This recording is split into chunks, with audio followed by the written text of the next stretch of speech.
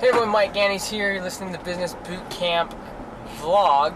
Make sure you check out the podcast. We're just going to be talking about what we talked about on the podcast today on the Business Boot Camp podcast. Dropping y'all. Like that. There we go.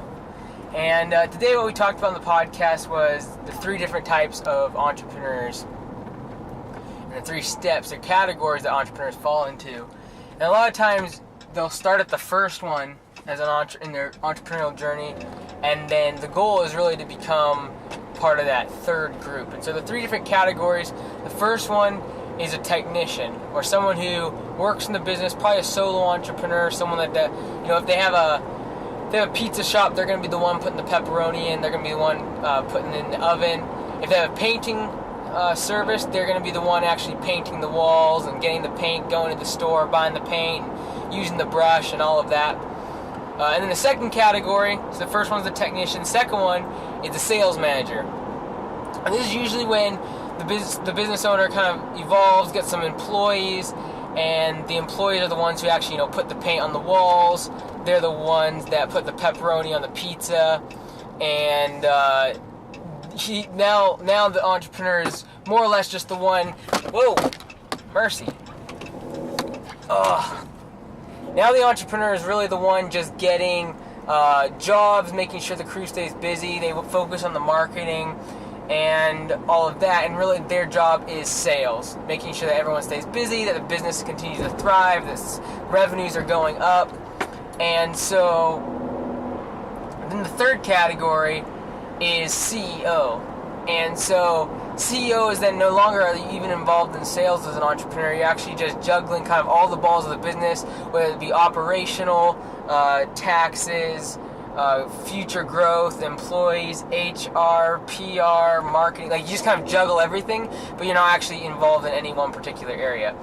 And so what I really want to focus on, though, is that first jump from number one to number two, going from a solo entrepreneur, kind of doing all the technical part of your business, and making that jump into becoming a sales manager.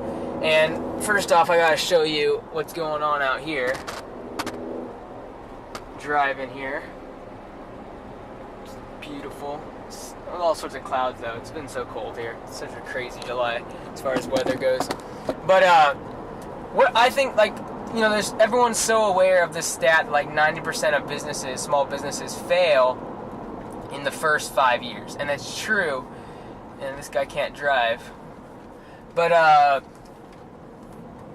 they think about the stat of 90% of businesses fail within their first 5 years. And I really believe that the reason that is because people fail to go from number one to number two. So many people are solo entrepreneurs, they do all the technical aspect in their business, and they fail to really make the transition to where they have employees, or they have people that do the technical aspect, and they really focus on sales. And I really think sales trumps everything. Like, you can have the best product and the best service, or best customer service, best website, whatever it is, but if you can't make sales happen, if you can't convert potential clients and potential customers into paying customers and in a reoccurring business, you're going to fail, and you're not going to be able to continue to grow your business. So I really believe in an entrepreneur, their main focus of the small business owner should be sales. And so if, some people think, well, that means that I'm going to lower my quality because I got to get all these other people to do the actual work. I'm going to be, if I'm the painter, I'm going to have problems because now the painting guys that I hire, they're going to miss spots. And if, the pepperoni guy, he's not going to put enough pepperoni on the pizza, and I'm going to have unhappy customers. But, at the end of the day, if you're going to be an entrepreneur, you can't be the one making every pizza. In Boston Pizza, the owner, the guy who has made this massive franchise, he started off as a solo entrepreneur, but now there's hundreds and hundreds of Boston pizzas. He can't be the one putting pepperoni on every pizza. There's got to be a time where you make that transition to number two, which is sales manager, and then finally the dream of being an entrepreneur is to get into that third zone. And I know for some people it's not the dream. It's like, all I want to do is just stay in number one. I want to have my own little business. I want to be able to do all the technical aspect of it. I want to be the guy pushing the lawnmower, making the pizza, painting the walls. But the problem with that is you're not really an entrepreneur, in my opinion. You really just own a job, because if you get sick, if you break your back, or something happens, or you got to go on vacation for 2 weeks, suddenly your income goes to zero. And so really all you're doing is owning a job when you're a solo entrepreneur in that first phase, solo entrepreneur.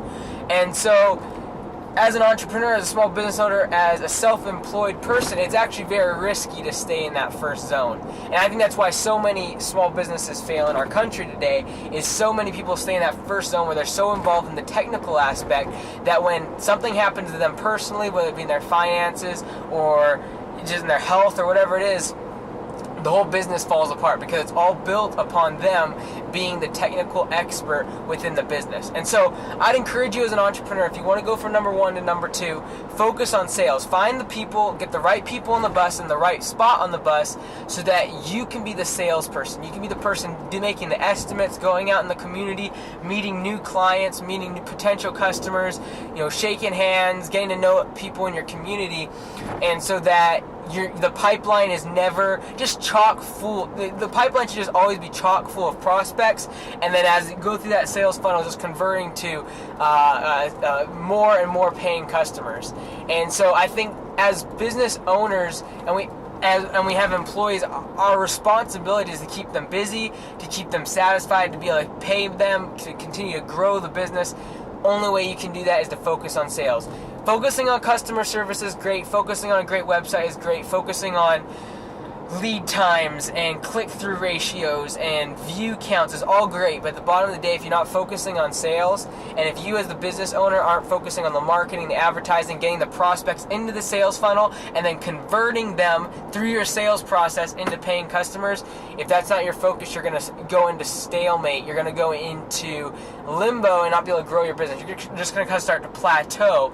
And I really believe that if you want to make a great company, if you want to become a great entrepreneur, you're going to have to go from solo entrepreneur, doing all the technical work, to becoming a small business owner, that one that is focused on sales, that is sales driven. And I believe that every small business is really just a sales organization.